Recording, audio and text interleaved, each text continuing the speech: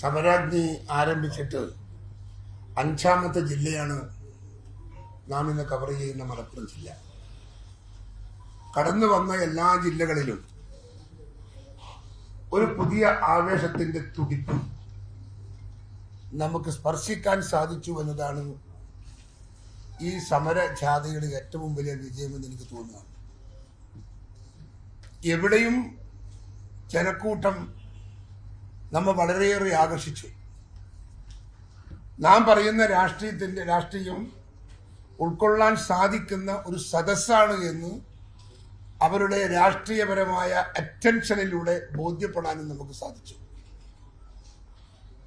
വളരെ ശാസ്ത്രീയമായി നമ്മുടെ കേരള രാഷ്ട്രീയത്തെ അപഗ്രഥനം ചെയ്തുകൊണ്ടാണ് നമ്മുടെ ജാഥ കടന്നു പോകുന്നത്.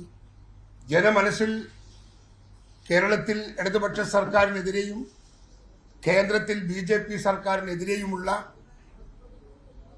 കാലിക പ്രശ്നങ്ങൾ ജനമനസ്സിലെത്തിക്കാൻ നമ്മുടെ ജാഥക്ക് സാധിക്കുന്നു എന്നത് ഒരു വലിയ അനുഗ്രഹമാണ്. ഇന്ത്യ രാജ്യം എവിടെ പോകുന്നു എന്ന ചോദ്യത്തിന് ജനമനസ്സിന്റെ അകത്തൊരു കൊടുങ്കാറ്റാണ്.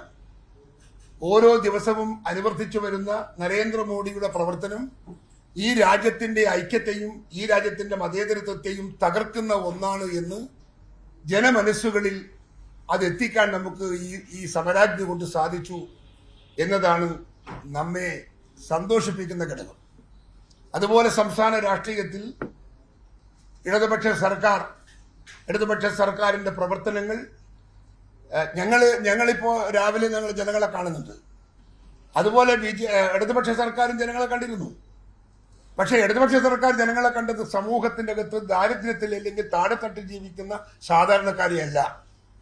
അവരൊക്കെ ഈ നാടിനെ സാമ്പത്തികമായി നിയന്ത്രിക്കുന്ന ഉന്നതന്മാരുടെ യോഗവും അവരുടെ ഡിന്നറുമാണ് അവർ അനുഭവിച്ചതും അവർ നടത്തിയതും. അതുകൊണ്ട് തന്നെ പാവപ്പെട്ടവന്റെ പ്രശ്നങ്ങൾ എന്താണെന്ന് ഉൾക്കൊള്ളാൻ മുഖ്യമന്ത്രിക്ക് ഒരു അവസരം ഉണ്ടായിട്ടില്ല. അവരുടെ ജാഥയിൽ നമുക്കതിന് അവസരമുണ്ടായി. നമ്മളെ മുൻപിൽ അവതരിപ്പിക്കപ്പെട്ട ഓരോ പ്രശ്നങ്ങളും നമ്മുടെയൊക്കെ മനസ്സിനെ പിടിച്ചു കുലുക്കുന്നതാണ്. കണ്ണീരണിയുന്ന ദുഃഖകരമായ എത്രയോ പ്രശ്നങ്ങൾ ഞാനും സതീശനും കേട്ടിട്ടുണ്ട്. പ്രതികരിക്കാൻ പോലും നമുക്ക് സാധിക്കാത്ത ദുരവസ്ഥ നമ്മുടെ മനസ്സിനെ ഏറെ ആകുലപ്പെടുത്തിയിട്ടുണ്ട്. പക്ഷേ ഇത് ചെയ്തു തീർക്കാൻ ഒരുപക്ഷെ ഇന്ന് നമുക്ക് സാധിച്ചു എന്ന് വരില്ല. ഐക്യ ജനാധിപത്യ മുന്നണിയുടെ ഗവൺമെന്റ് വന്നാൽ തീർക്കേണ്ടുന്ന ഒരുപാട് പ്രശ്നങ്ങൾ ഈ ചർച്ചയിലൂടെ നമുക്ക് നമ്മുടെ കയ്യിൽ ലഭ്യമായിട്ടുണ്ട് എന്നതാണ് യാഥാർത്ഥ്യം. അതുകൊണ്ട് നമ്മെ സംബന്ധിച്ചിടത്തോളം രാഷ്ട്രീയമായി ഈ സമരാഗ്നി ഒരു വലിയ അഗ്നിജ്വാല തന്നെയാണ്. രാഷ്ട്രീയ രംഗത്ത് നമ്മൾ അണികൾക്ക് ആവേശം നൽകാൻ, ജനങ്ങളെ മനസ്സിന്റെ അകത്ത് കായിക രാഷ്ട്രീയ പ്രശ്നങ്ങൾ നിറച്ചു കൊടുക്കാൻ, അവരെ സംതൃപ്തമായ ഒരു രാഷ്ട്രീയ സാഹചര്യത്തിന്റെ ഉടമകളാക്കി മാറ്റാൻ നമുക്ക് ഈ പത്രസമ്മേളനം കൊണ്ടും അതുപോലെ നമ്മുടെ പ്രവർത്തനം കൊണ്ടും നമ്മുടെ പ്രസംഗം കൊണ്ടും നമുക്ക് സാധിച്ചു എന്നതാണ് സമരാഗ്നിയുടെ ഏറ്റവും വലിയ വിജയം. ഇനിയിപ്പോ ഇന്ന് ഇവിടെ ഇത് കഴിഞ്ഞാല് ജനപ്രതിനിധികളുടെ ചർച്ചയാണ്. അത് കഴിഞ്ഞാൽ 2 നിയോജക മണ്ഡലങ്ങളിൽ 2 പൊതുയോഗങ്ങളിൽ ഞങ്ങൾ പങ്കെടുക്കുന്നുണ്ട്. പരമാവധി സമയങ്ങൾ നമ്മൾ ജാഥയിൽ വിനിയോഗിക്കുന്നു എന്നത് മറ്റൊരു കാര്യം. സാധാരണഗതിയിൽ ഒരു കാലികമായ ചില പ്രശ്നങ്ങൾ അവതരിപ്പിച്ചെന്ന് ഒരു ദിവസം കടത്തിവിടില്ല. അങ്ങനെയല്ല ഞങ്ങൾ ഫലപ്രദമായി എല്ലാ സമയവും ഞങ്ങൾ ഇതിനു വേണ്ടി വിനിയോഗിക്കുന്നു. ആശാവഹമായ ഒരു പ്രതികരണമാണ് സമൂഹത്തിൽ നിന്ന് നമുക്ക് കിട്ടുന്നത്. ഇടതുപക്ഷ സർക്കാരിന്റെ ദൗർബല്യം, CPIയുമായിട്ടുള്ള തർക്കം, CPIനൊക്കെ അപമാനിക്കുകയല്ലേ. ഘടകകക്ഷി എന്ന നിലക്ക് ഒരു അർഹതപ്പെട്ട അംഗീകാരം അവർക്ക് കൊടുക്കുന്നുണ്ടോ? 5000 കോടി രൂപ കടമുള്ളയിടത്ത് അവർക്ക് കൊടുത്തത് 70 കോടി എന്ന് പറയുമ്പോൾ അത് എന്തൊക്കെയാണ്? അവർ ആ വകുപ്പ് നോക്കി അവർ അതിനെ തകർക്കാൻ ശ്രമിക്കുകയാണ്. സിവിൽ സപ്ലൈസ് കോർപ്പറേഷൻ അത് തകർക്കുന്നതിന്റെ ഘടകമാരാ? ഇവിടെ CPM ആണ്, CPIയുടെ മന്ത്രിയാണ്. അവർ എന്ത് പേഞ്ഞാലും അവർക്ക് അതിന് ഒരു ന്യായീകരണമില്ല, അല്ലെങ്കിൽ അതിന് പ്രതിഫലമില്ല, അല്ലെങ്കിൽ പരിഹാരമില്ല എന്ന നിലയിലേക്ക് പോവുക. മന്ത്രിയുടെ ഭാര്യ വരെ ഈ ഇടതുപക്ഷ സർക്കാരിനെതിരെ പ്രതികരിക്കേണ്ടി വന്നാൽ നമ്മുടെ നാട് എവിടെയെന്ന് നമ്മൾ സ്വയം ആലോചിക്കുക. അതുകൊണ്ട് നമ്മെ സംബന്ധിച്ചിടത്തോളം നമുക്ക് ഇടതുപക്ഷ സർക്കാരിനെതിരെയുള്ള ഒരുപാട് പ്രശ്നങ്ങൾ ജനങ്ങളുടെ മുമ്പിൽ അണിനിരത്താൻ സാധിച്ചിട്ടുണ്ട്. ഈ ഇന്ന് കാണാൻ പോകുന്ന ആളുകളുടെ മനസ്സിനകത്തും കടന്നു വരുന്ന ദുഃഖകരമായ കാര്യങ്ങൾ ചെയ്യാൻ സാധിക്കുന്നത് ഞങ്ങളിപ്പോൾ ചെയ്യും. അസംബ്ലിയിൽ ഉന്നയിച്ചുകൊണ്ട് ചെയ്യിക്കാൻ പറ്റാവുന്ന കാര്യങ്ങൾ പ്രതിപക്ഷ നേതാവ് ചെയ്യും. പാർട്ടി രാഷ്ട്രീയപരമായി പ്രതികരിക്കാൻ പറ്റുന്ന ആളുകൾ ഞങ്ങൾ ചെയ്യും. അതല്ലാത്ത പ്രശ്നങ്ങൾ UDF സർക്കാരിന്റെ അധികാരം UDF സർക്കാരിന്റെ കയ്യിലെത്തിയാൽ മാറ്റേണ്ടുന്ന അടിസ്ഥാനപരമായ ബേസിക്കായ കുറെ പ്രശ്നങ്ങളുണ്ട്. ആ പ്രശ്നങ്ങൾ സർക്കാർ നമുക്ക് അനുകൂലമായി വന്നാൽ നമ്മൾ ചെയ്യും അവർക്ക് വേണ്ടി എന്നുള്ളത് ഒരു യാഥാർത്ഥ്യമാണ്. അതുകൊണ്ട് ജനങ്ങളോട് നമ്മൾ കേൾക്കുന്ന അവരുടെ ഭാഗത്തുനിന്ന് കേൾക്കുന്ന ഈ പരാതികളോട് ഞങ്ങൾ നീതി പുലർത്തി പ്രവർത്തിക്കുമെന്ന കാര്യത്തിൽ ഒരു തർക്കവും വേണ്ട. 100% സത്യസന്ധമായി നമ്മൾ അതിനോട് നീതി പുലർത്തുമെന്നാണ് എനിക്ക് പറയാനുള്ളത്.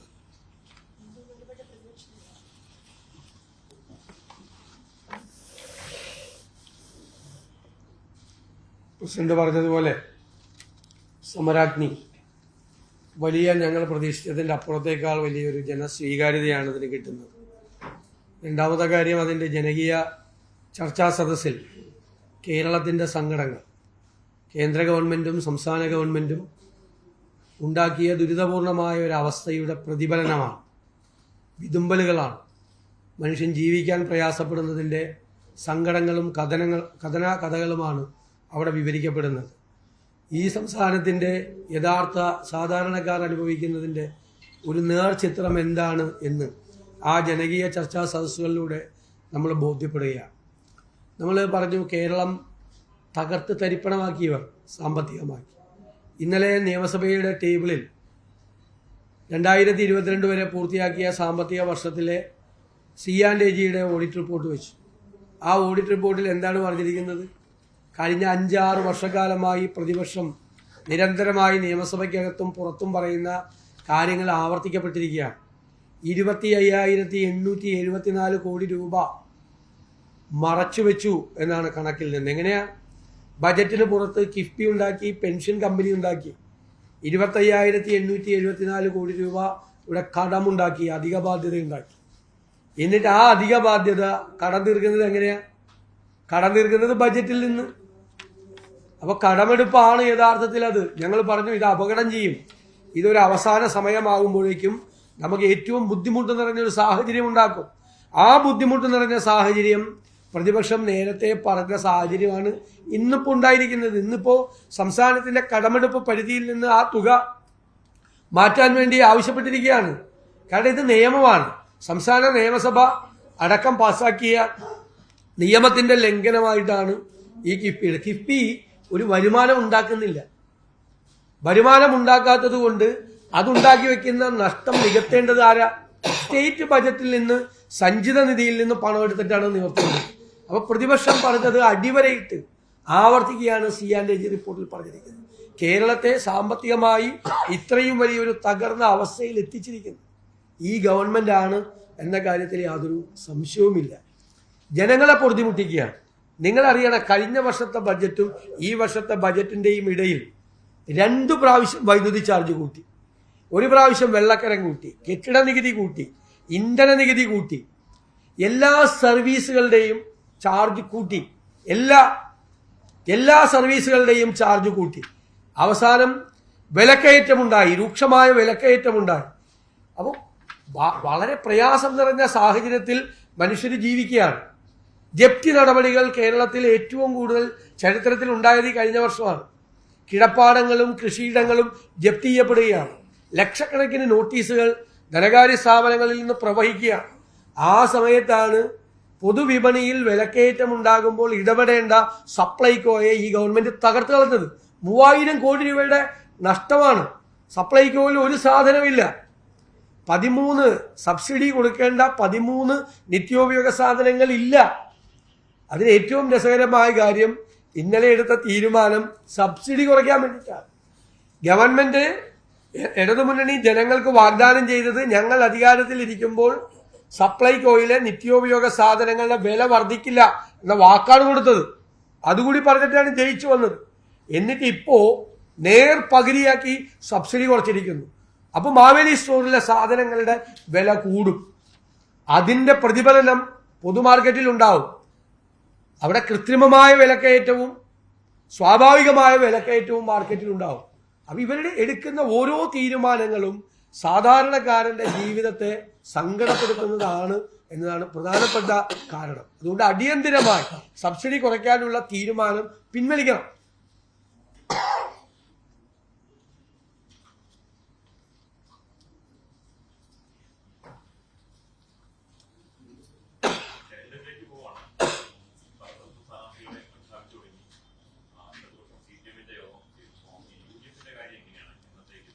അല്ല, UDFന്റെ ഞങ്ങൾ കഴിഞ്ഞ ദിവസമാണ് ഫൈനൽ മീറ്റിങ്ങിന് വെച്ചത്. പക്ഷെ അന്ന് അസംബ്ലി 8 മണിക്കാണ് പിരിഞ്ഞതെന്നുള്ളത് മാറ്റിവെച്ചു. ലീഗ് നേതാക്കൾ അവരുടെ ഒരു ഓഫീസുമായി ബന്ധപ്പെട്ട രജിസ്ട്രേഷനുമായി ബന്ധപ്പെട്ട് ഡൽഹിയിലേക്ക് പോയിരിക്കുകയാണ്. ബാക്കിയുള്ള എല്ലാവരുമായിട്ടുള്ള ചർച്ചകൾ പൂർത്തിയാക്കി. ലീഗുമായിട്ടുള്ള ചർച്ചകളാണ് ഈ ദിവസങ്ങളിൽ പൂർത്തിയാക്കും. അവർ തിരിച്ചു വന്നാൽ ഉടനെ ചർച്ച ചെയ്ത് അടുത്ത ദിവസങ്ങളിൽ പൂർത്തിയാക്കും. UDFന്റെ ഘടകകക്ഷികളും അവരുടെ സ്ഥാനാർത്ഥി, ബാക്കിയുള്ള സ്ഥാനാർത്ഥി നിർണയങ്ങൾ ഇപ്പോൾ ഉള്ള കാര്യങ്ങളൊക്കെ ആയിട്ട് മുമ്പോട്ട് പോവുകയാണ്. തെരഞ്ഞെടുപ്പിന്റെ പ്രചരണങ്ങൾ ഞങ്ങൾ വളരെ മുമ്പിൽ ആരംഭിച്ചു. ഞങ്ങൾ ബൂത്ത് കമ്മിറ്റികൾ ഉണ്ടാക്കി, ഞങ്ങൾ വോട്ടർ പട്ടികയിൽ പേര് ചേർത്തു, ഞങ്ങൾ ഇലക്ഷൻ കമ്മിറ്റികൾ ഉണ്ടാക്കുന്ന ഒരു പ്രോസസ്സിലാണ്. വളരെ നന്നായി മുന്നോട്ട് പോകും. പിന്നെ ഇത് ഇലക്ഷൻ ഈ പ്രഖ്യാപിക്കാത്തൊരു സ്ഥിതി കൊണ്ട് മുൻകൂട്ടി സ്ഥാനാർത്ഥിയെ പ്രഖ്യാപിച്ചു കഴിഞ്ഞാൽ ഇലക്ഷൻ ഏത് ഫേസിലാണെന്ന് അറിഞ്ഞില്ലെങ്കിൽ ഉണ്ടാകാൻ പോകുന്ന അപകടം അറിയാല. അപ്പം അതുകൂടി നോക്കി, അതെല്ലാം കൂടി നോക്കി ഞങ്ങൾക്ക് വളരെ പെട്ടെന്ന് ഏത് സമയത്ത് തീരുമാനിച്ചാലും 5-6 ദിവസം കൊണ്ട് സ്ഥാനാർത്ഥിയെ പ്രഖ്യാപിക്കാൻ കഴിയാവുന്ന ഒരു സാഹചര്യത്തിൽ ഞങ്ങളുണ്ട്. എപ്പോഴേലും കോൺഗ്രസിന്റെ ഒരു പ്രോസസ് ഉണ്ട്. ഞങ്ങൾക്ക് ഒരു സ്ക്രീനിങ് കമ്മിറ്റി ഉണ്ട്. ആ സ്ക്രീനിങ് കമ്മിറ്റിയുടെ പ്രപ്പോസൽ കൊടുത്തിട്ട് അവിടെ സെൻട്രൽ ഇലക്ഷൻ കമ്മിറ്റി കൂടണം. അപ്പം അതിൻ്റെയൊക്കെ ഡേറ്റ് നോക്കിയിട്ട് ഞങ്ങളത് ഷെഡ്യൂൾ ചെയ്താൽ ഡൽഹിയിൽ നിന്ന് ഏത് സമയത്ത് വേണമെങ്കിലും അത് ക്ലിയർ ചെയ്ത് തരാം എന്ന് പറയുന്നുണ്ട്. അപ്പം ഞങ്ങൾ കാത്തിരിക്കുകയാണ്.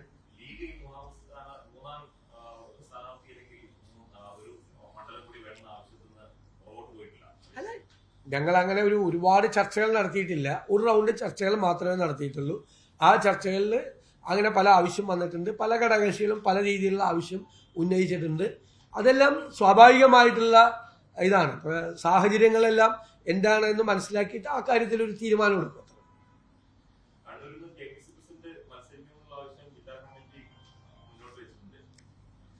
അത് പാർട്ടി തീരുമാനിക്കും, കുഴപ്പമൊന്നുമില്ല. ഞാൻ നേരത്തെ പറയുന്നത് അത് വളരെ വ്യക്തമായി KPCC പ്രസിഡന്റ് വളരെ വ്യക്തമായി കേരളത്തിലെ നേതൃത്വത്തിനെയും ദേശീയ നേതൃത്വത്തെയും അറിയിച്ചിട്ടുണ്ട്. അദ്ദേഹം KPCC പ്രസിഡന്റ് ആയതുകൊണ്ട് തെരഞ്ഞെടുപ്പ് ചുമതലകൾ നിർവഹിക്കാൻ അദ്ദേഹത്തെ ഒഴിവാക്കണം എന്ന് പറഞ്ഞു. അപ്പോൾ പാർട്ടി അതനുസരിച്ച് അദ്ദേഹത്തിന്റെ നിർദ്ദേശമടക്കം പരിഗണിച്ചൊരു തീരുമാനമെടുക്കും.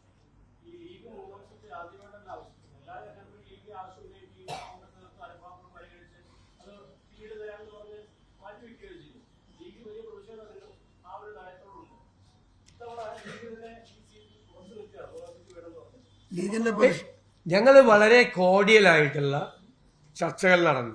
വളരെ സൗഹൃദപരമായ ചർച്ചകൾ ഞങ്ങൾ നടത്തി. അത് പൂർത്തിയാക്കും. അത് മുന്നണിയല്ലേ, മുന്നണിയാകുമ്പോൾ അത്തരം കാര്യങ്ങളെല്ലാം ഉണ്ടാവും, സ്വാഭാവികമായിട്ടുള്ള കാര്യങ്ങളെല്ലാം ഉണ്ടാവും. അപ്പോൾ അത് ഞങ്ങൾ സംസാരിച്ച് ഞങ്ങൾ പരസ്പരം മനസ്സിലാക്കി പ്രവർത്തിക്കുന്ന 2 പ്രധാനപ്പെട്ട സംഘടനകളാണ്. ഇന്നും ഇന്നലെയും തുടങ്ങിയതല്ലോ, എത്രയോ വർഷം, എത്രയോ പതിറ്റാണ്ട് കാലത്തെ ബന്ധമുള്ള ഒരു സംഘടനയാണ്. എന്തായാലും അതിന്റെ പുറത്തൊന്നും ആരും വേറെ ഒന്നും പ്രതീക്ഷിക്കില്ല. നിങ്ങളോട് സ്വകാര്യം പറഞ്ഞിട്ടുണ്ടോ ലീഗ്?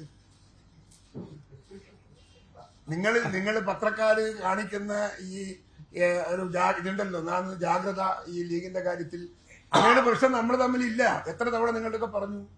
ഞങ്ങൾ തമ്മിൽ അങ്ങനെ ഒരു പ്രശ്നം, വലിയ പ്രശ്നങ്ങളൊന്നും നമ്മൾ തമ്മിലില്ല. ഇനി ഉണ്ടെങ്കിൽ തന്നെ ഇത് തീർക്കാൻ കോൺഗ്രസും മുസ്ലിം ലീഗും തമ്മിൽ ഇന്ന് വരെ ഇടഞ്ഞിട്ട് ഒരു പ്രശ്നത്തിന്റെ അകത്ത് നമ്മൾ തെറ്റുമാറിയിട്ടില്ലല്ലോ. നമ്മൾ എല്ലാ പ്രശ്നങ്ങളും തീർത്തിട്ടുണ്ട്. വളരെ സൗഹാർദ്ദപരമായ രാഷ്ട്രീയ അന്തരീക്ഷത്തിലാണ് UDF പോയിക്കൊണ്ടിരിക്കുന്നത്. ഇടതുപക്ഷം പോലെയൊന്നുമല്ല. ഇടതുപക്ഷം CPI അല്ലെങ്കിൽ മറ്റു രാഷ്ട്രീയ പ്രസ്ഥാനങ്ങളും ഇടതുപക്ഷവും തമ്മിലുള്ള തർക്കം പോലെയൊന്നും UDFിനകത്ത് തർക്കങ്ങളില്ല. ഞങ്ങൾ വളരെ ഐക്യത്തോടെ, നല്ല ആത്മസംതൃപ്തിയോടെ, ആത്മസംയമനത്തോടെ പോകുന്ന ഒരു മുന്നണിയാണ്. അതുകൊണ്ട് ഇല്ലാത്ത പ്രശ്നം നിങ്ങൾ കുത്തിപ്പൊക്കി പ്രശ്നം ഉണ്ടാക്കാതിരുന്നാൽ നിങ്ങൾക്ക് നന്ദി. ശരി, അപ്പൊ വേറെ ഒന്നുമില്ല.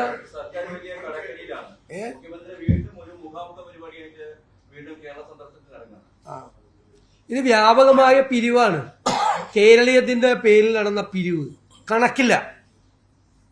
ഈ നവകേരള സദസ്സിന് വേണ്ടി നടന്ന പിരിവ് ചോദ്യം ഞങ്ങൾ നിയമസഭയിൽ ചോദിച്ചപ്പോൾ ഇതെല്ലാം ഒരു സ്വതന്ത്ര ബോഡിയാണ് പൈസയുടെ കാര്യങ്ങൾ കൈകാര്യം ചെയ്യുന്നത്. ആ സ്വതന്ത്ര ബോഡി ആരാണെന്ന് ഇതുവരെ മനസ്സിലായിട്ടില്ല. വ്യാപകമായി ഉദ്യോഗസ്ഥരെ വെച്ച് കള്ളപ്പിരിവാണ് നടക്കുന്നത്, വ്യാജ പിരിവാണ്. അപ്പൊ രാഷ്ട്രീയ പ്രചരണം നടത്താൻ ഉദ്യോഗസ്ഥന്മാരെ വെച്ച് പിരിവ് നടത്തിയാണ്. ഇപ്പൊ 3ാമത്തെ പരിപാടിയിൽ ഈ പിരിവാണ് നടക്കുന്നത്. ഈ പിരിവ് മുഴുവൻ പിരിവ്. ഞങ്ങൾ അന്നേ ആരോപണം ഉന്നയിച്ചു, GSTയിലെ അഡീഷണൽ കമ്മീഷണർ ഇന്റലിജൻസ്, അയാളുടെ ജോലി എന്താ? അയാളുടെ ജോലി നികുതി വെട്ടിപ്പ് തടയലാണ്. അയാളാണ് ഏറ്റവും കൂടുതൽ പൈസ പിരിച്ചതിന് മുഖ്യമന്ത്രി സമ്മാനം കൊടുക്കുന്നത്. അയാൾ പൈസ പിരിക്കാൻ പോയ നികുതി വെട്ടിപ്പ് വർദ്ധിക്കില്ലേ? അതിന് വ്യാപകമായി ബിസിനസ്സുകാരെ മുഴുവൻ പൈസ വിളിച്ചു പറഞ്ഞ് പൈസ വാങ്ങിച്ചുകൊണ്ടിരിക്കുകയാണ്. ഓരോ ഡിപ്പാർട്ട്മെന്റിലെയും ഉദ്യോഗസ്ഥന്മാര്, രജിസ്ട്രേഷൻ വകുപ്പിലെ ഉദ്യോഗസ്ഥന്മാര്, മോട്ടോർ വെഹിക്കിൾ ഉദ്യോഗസ്ഥന്മാര്, പോലീസ് ഉദ്യോഗസ്ഥന്മാര്, കേരളത്തിലെ ഏതെങ്കിലും കാലത്ത് ഇതുപോലെ ഒരു പിരിവ് നടന്നിട്ടുണ്ട്? 3 സർക്കാർ പരിപാടി എന്ന് പേര് പറഞ്ഞ് ഇലക്ഷനിൽ നടത്തുന്ന പ്രചരണമല്ലേ? ഇലക്ഷന്റെ സായാഹ്നത്തിൽ വന്ന് നടക്കുന്ന ഈ പ്രചരണത്തിന് ഉദ്യോഗസ്ഥന്മാരെ വെച്ച് കള്ളപ്പിരിവ് നടത്തി നിയമവിരുദ്ധമായ കാര്യങ്ങളാണ് ചെയ്തുകൊണ്ടിരിക്കുന്നത്. ഇനി കണക്കൂല. പല ഉദ്യോഗസ്ഥരും 10 ലക്ഷം പിരിക്കാൻ പറഞ്ഞവൻ 1 കോടി പിരിക്കും, എന്നിട്ട് 10 ലക്ഷം കൊടുക്കും. അറിയാല്ല, എല്ലാവരും അല്ല, പല ഉദ്യോഗസ്ഥരും. ഇതൊക്കെ തന്നെയാണ് നടക്കുന്നത്. ഉദ്യോഗസ്ഥന്മാരെ കയറൂരി വിട്ടി ആളുകളെ പീഡിപ്പിച്ച് പണപ്പിരിവ് നടത്തുകയാണ്. പീഡിപ്പിച്ചും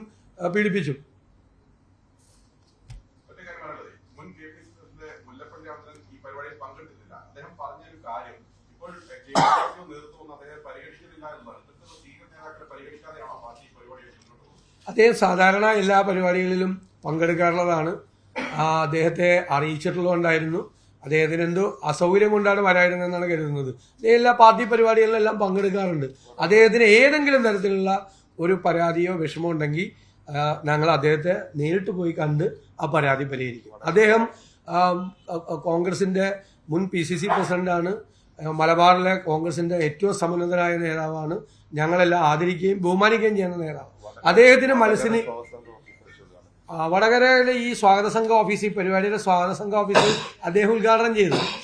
അപ്പോൾ എന്തെങ്കിലും പരാതിയോ വിഷമമുണ്ടെങ്കിൽ ഞാൻ തന്നെ അദ്ദേഹത്തിന്റെ വസതിയിൽ പോയി ചെന്ന് സംസാരിച്ച് അത് പരിഹരിക്കും. അദ്ദേഹം അത്രയും പ്രിയപ്പെട്ട ആൾ. അദ്ദേഹത്തെ ഞങ്ങൾ മാറ്റി നിർത്തില്ല, ഒരു കാരണവശാലും മാറ്റി നിർത്തില്ല. ഞങ്ങൾ വളരെ ശക്തമായ നിലപാട് ദേശീയ തലത്തിൽ തന്നെ എടുത്തിട്ടുണ്ട്. കാരണം ഈ പള്ളികൾക്ക് പുറകെ പോയി അമ്പലമുണ്ട് എന്ന് കണ്ടുപിടിച്ച് ആ പള്ളികൾ പൊളിച്ച് നടത്താനുള്ള ശ്രമം ബാബറി മസ്ജിദോടുകൂടി അവസാനിക്കുമെന്നാണ് എല്ലാം കരുതിയത്. പക്ഷെ രാജ്യവ്യാപകമായി ഈ ഒരു മതരാഷ്ട്ര ബോധമുണ്ടാക്കുന്നതിന് വേണ്ടി നടത്തുന്ന മനഃപൂർവമായ ശ്രമമാണ് ഇത്. വർഗീയമായ ധ്രുവീകരണം രാജ്യത്തുണ്ടാക്കി ഭൂരിപക്ഷത്തിന്റെ വോട്ട് കിട്ടാൻ വേണ്ടിയിട്ടുള്ള ഹീനമായ തന്ത്രമാണ്. അപ്പോൾ പള്ളികൾ തേടി എന്നിട്ട് അത് പൊളിച്ച് അതിനൊരു ചരിത്രമുണ്ട് എന്ന് അവകാശപ്പെട്ട് ഇപ്പൊ കേരളത്തിലും തുടങ്ങിയല്ലോ. തൃശ്ശൂരില് ക്രിസ്ത്യൻ പള്ളി പഴയ അമ്പലമായിരുന്നു എന്ന് പറഞ്ഞ് ഹിന്ദു ഐക്യവേദിയുടെ നേതാക്കൾ ഇറങ്ങിയിട്ടുണ്ട്. അപ്പൊ ഇതെല്ലാം ന്യൂനപക്ഷങ്ങൾക്ക് നേരെ നടക്കുന്ന ക്രൂരമായ ഹീനമായ ആക്രമണങ്ങളാണ്. കോൺഗ്രസ് അതിനെ പ്രതിരോധിക്കും, ഒരു സംശയവും വേണ്ട. അത് ഒരു സെക്കൻഡും കൂടി, ഇത് നടത്തുന്നത് ആര് എന്നുള്ളതാണ് ഏറ്റവും വലിയ പ്രധാനമായ പ്രശ്നം.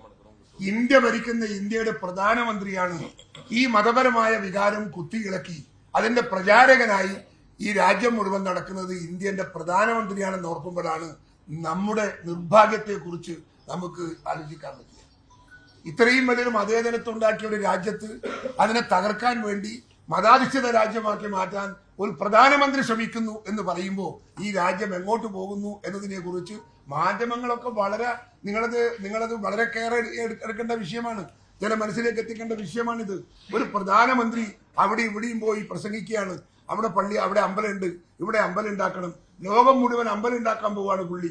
എന്ത് പ്രധാനമന്ത്രിയാണിത്? എന്ത് മതേതരത്താണ് ഇവിടെ? ഏത് മതേതരത്വത്തിന്റെ കാവൽ ഭടനായി ഈ പ്രധാനമന്ത്രി? ആലോചിക്കണ്ടേ?